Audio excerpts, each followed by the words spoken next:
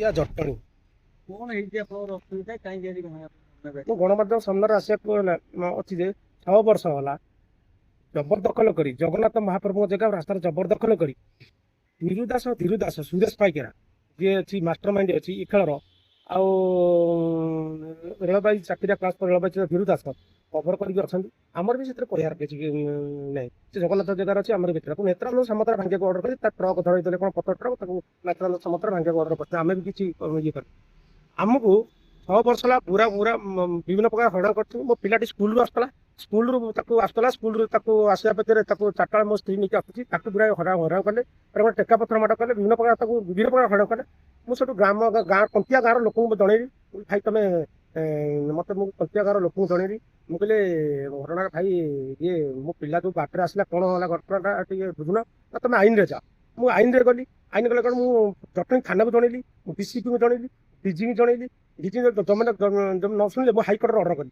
High court ସେଠୁ order କଲା ଗିରଫ କର ଆଉ ଏବଂ ତା ସାଙ୍ଗରେ ସେ ଘର ଭାଙ୍ଗିବାକୁ ମଧ୍ୟ ଅର୍ଡର କରିଛି। ହାଇକୋର୍ଟ ଅର୍ଡର କରିଛି। ମୁଁ ପୋଲିସ କମିଶନକୁ 4 ଥର ମତେ ଜବରଦସ୍ତ ଡିସାଇଡ୍ କରିବା ପାଇଁ ଜୋର ଜବରଦସ୍ତ ଡିସାଇଡ୍ କରିବା ପାଇଁ ମତେ ହଇରାଣ କରୁଛି। ମୁଁ ପୋଲିସ କମିଶନକୁ 4 ଥର ଦେଖା କରିଛି। ଚିଫ ମିନିଷ୍ଟର ମୋହନ ମାଝୀଙ୍କୁ ମତେ 4 ଥର ଦେଖା କରିଛି। ମୁଁ ରେଲୱେରେ ନିଯୁକ୍ତି ପାଇଛି 2011 ତାର ବିରାଟ ଟ୍ରେନ୍ ଅଛି ଆଉ ଚ୍ୟାନେଲ ଅଛି। 2011 ରେଲୱେରେ ନିଯୁକ୍ତି ପାଇଛି। ଭୁବନେଶ୍ୱର ରେଲୱେରେ କାମ କଲା ଟାଇମରେ ବଡ଼ ଷ୍ଟାଫଙ୍କୁ ନେଇକି ବିଭିନ୍ନ ପ୍ରକାର ହଇରାଣ କରିବା ଦ୍ୱାରା ମୁଁ ସେଠୁ ଅନିଲ କୁମାର ଯିଏ ଅଛନ୍ତି ସିନିୟର ଡିସିଏମ୍ ଯିଏ ଅଛନ୍ତି ଜଣେଇଲା ଭିତରେ ତୁରନ୍ତ ସେ କାମରେ ଯୋଗଦାନ ଦେଲେ। ପୁଣି ସେ ବାଟରେ ପୁଣି ସେଠି ହଇରାଣ କଲା। ତାପରେ ପ୍ରାଇଭେଟ ସେକ୍ଟର ମୁଁ କାମ କରେ ଭୁବନେଶ୍ୱର ପ୍ରାଇଭେଟ ସେକ୍ଟରରେ କାମ କଲା ସବୁ ବୁଢିଆ ଲୋକଙ୍କୁ ନେଇକି ହଇରାଣ କରୁଛି। ଜଟଣୀରୁ ସୁନ୍ଦରପଦା ଜଟଣୀରୁ ପିପିଲି ଜଟଣୀରୁ ବାଇପାସ୍ ରୋଡ ଦେଇକି ବିଭିନ୍ନ ପ୍ରକାର ହଇରାଣ କରୁଛି। ଯିଏ ମାଷ୍ଟର ମାଇଣ୍ଡ ହେଇଛି ସୁରେଶ ପାଇକେରା ଆଉ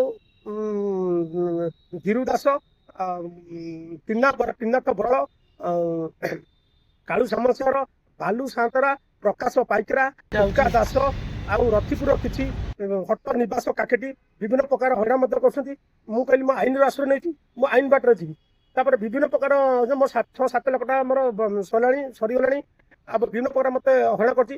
ଆପଣଙ୍କର ବନ୍ଧୁବାନ୍ଧବ ଟିକେ ଗଲେ କହୁଛନ୍ତି ବନ୍ଧୁବାନ୍ଧବ ଟିକେ ଯିବୁନି ବନ୍ଧୁବାଟ ଏଠି ଆସିବେନି ବନ୍ଧୁବାଟ ସେଠି ଗଲେ ସେଠି ଅସୁବିଧାର ସମ୍ମୁଖୀନ କରୁଛନ୍ତି ଆଉ ବିଭିନ୍ନ ପ୍ରକାର ମତେ ହଇରାଣ କରିସାରିଲେଣି। ମୁଁ ଆପଣମାନଙ୍କୁ ନିବେଦନ କରି କହୁଛି ଆଉ ମୁଁ ଥାନାର ଏତଲା ଦେଇଥିଲି ଥାନା ପୋଲିସ ହଁ ଥାନାର ଏତଲା ଦେଇଥିଲି ପୋଲିସ କମିଶନକୁ 4 ଥର ମୁଁ ଦେଖା କରିଛି। ପୋଲିସ କଣ କହିଲେ? ପୋଲିସ କିଛି ନାହିଁ ପୋଲିସ କମିଶନର ଦେଇ ଦଉଛନ୍ତି ଥାନାକୁ ଦେଇ ଦଉଛନ୍ତି। ଆମର କମିଶନର ଯିଏ ଅଛନ୍ତି ଏନା ବର୍ତ୍ତମାନ ସମାନ କି କମିଶନର ଅଛନ୍ତି ଥାନା ଦେଇଛନ୍ତି ଥାନା ଚୁପ୍ ହେଇକି ବସୁଛି ଥାନା ପଇଛି ଥାନା ଚୁପ୍ ହେଇକି ବସୁଛି। ତାପରେ ମୋ ବ୍ୟାଙ୍କ ଆକାଉଣ୍ଟ ଚେକ୍ କଲେ ଯାଇକି ମୋ ବ୍ୟାଙ୍କ ଆକାଉଣ୍ଟ ଚେକ୍ କଲେ ମୁଁ କହିଲି ଶୁଣି ପାଇଲି ମୋ bank account central bank of ଇଣ୍ଡିଆର ବ୍ୟାଙ୍କ ଆକାଉଣ୍ଟ ଚେକ୍ କଲେ ବିଭିନ୍ନ ପ୍ରକାର ଆକାଉଣ୍ଟ ମୋର ଚେକ୍ କଲେ ମୋର ଆକାଉଣ୍ଟ ଚେକ୍ କଲେ ମୋର ଏଗ୍ରେଷ୍ଟ ଲୋକ ଚାହୁଁଛନ୍ତି 5-6ଟା ଆକାଉଣ୍ଟ ଅଛି ଆକାଉଣ୍ଟ ଚେକ୍ କଲେ ମୋ ବ୍ୟାଙ୍କ ମ୍ୟାନେଜରକୁ ପଚାରିଲି ବ୍ୟାଙ୍କ ମ୍ୟାନେଜର ସେ କଥା ଆଲୋଚନା କରିବ କେମିତି ଡିସାଇଡ୍ ହେବା କଥା ଚିନ୍ତା କଲା ସେଠି ମତେ ଡାକିକି ବିଭିନ୍ନ ପ୍ରକାର ଡିସାଇଡ୍ କରିବା କଥା ଚିନ୍ତା କଲା। ମୁଁ ସାର୍ ରିଜନାଲକୁ ଜଣେଇଲି ତାର ମୁଁ ସାର୍ ବ୍ୟାଙ୍କ ଆକାଉଣ୍ଟ ମୋର କେମିତି ଜାଣୁଛନ୍ତି ବେଳେ ହ୍ୟାକ୍ ହେବ ବୋଲି ମୁଁ ତାର ମୋବାଇଲ ଚିଠି କଲି ଆପଣ ସବୁ ପ୍ରମାଣ ପତ୍ର ଦେଖିଲି ସେ ବିଜନେସ୍ ମତେ ଚିଠି ଲେଖିଛନ୍ତି ତାର ଯୋଉ ଅଛି ସୁରେଶ ପାଇକେରାର ଯୋଉ ପୁରା ଚେନ୍ ଅଛି ବାଲୁ ସାନ୍ତରା କାଳୁ ସାମନ୍ତ ସିଂହାର ହଟ ନିବାସ କାକଟି ଟିନାବଳ ସମସ୍ତେ ମିଶିକି ଗୋଟେ ଗ୍ୟାଙ୍ଗ କାମ କରୁଛନ୍ତି। କାମରେ ମତେ ସେଠୁ ବ୍ୟାଙ୍କ ସେଠୁ ମତେ ପଠେଇଛି ବିଜିନେସ୍ ପଠେଇଛି ରେଲୱେ ବିଜିନେସ୍କୁ ପଠେଇଥିଲି ରେଲୱେ ବିଜିନେସ୍କୁ ପଠେଇଛି। ଏଇଭଳିଆ ବିଭିନ୍ନ ପ୍ରକାର ହଇରାଣ କଲେଣି। ମୁଖ୍ୟ ଦାବି କଣ ରହୁଛି? ଦାବି ହଉଛି ତାକୁ ଆରେଷ୍ଟ କରାଯାଉ ଧୀରୁ ଦାସ ସୁରେଶ ପାଇକେରା ଆରେଷ୍ଟ କରାଯାଉ ଯୋଉ ସହଯୋଗ ମାନେ କରୁଛନ୍ତି ସେମାନଙ୍କୁ ଆରେଷ୍ଟ କରାଯାଉ। ଆପଣ କାହିଁକି ସେମାନେ ହଇରାଣ କରୁଛନ୍ତି ସାର୍ ଘଟଣା ହଉଛି ସିଏ ଜଗନ୍ନାଥ ଜାଗାରେ ଜବରଦଖଲ କରି ଜାଗାରେ ଘର କରିଛି ଆମେ ତ କିଛି କହିବାର ନାହିଁ ତାକୁ ନେତ୍ରାନନ୍ଦ ସମତଳ ଭାଙ୍ଗି ଅର୍ଡର କରିଛି ଆମେ ତ କିଛି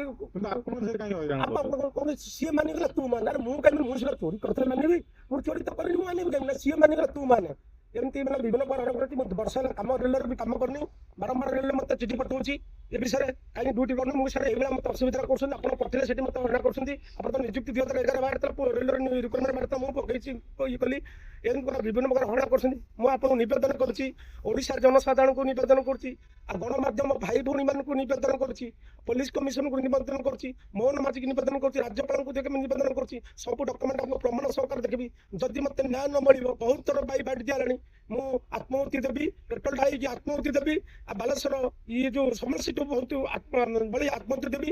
ସେଥିପାଇଁ ଏଇ ଯୋଉ ଗାଁର ଯୋଉ ଅଛନ୍ତି କନ୍ତିଆ ରଥିପୁର ଯୋଉମାନେ ଅଛନ୍ତି ସେମାନେ ଦାୟୀ ରହିବେ ଆଉ ପୋଲିସ କମିଶନର ଆଉ ମୁଖ୍ୟମନ୍ତ୍ରୀ ଦାୟୀ ରହିବେ। ମୁଁ ଆପଣଙ୍କୁ ଏତିକି ଜଣାଉଛି। ନମସ୍କାର।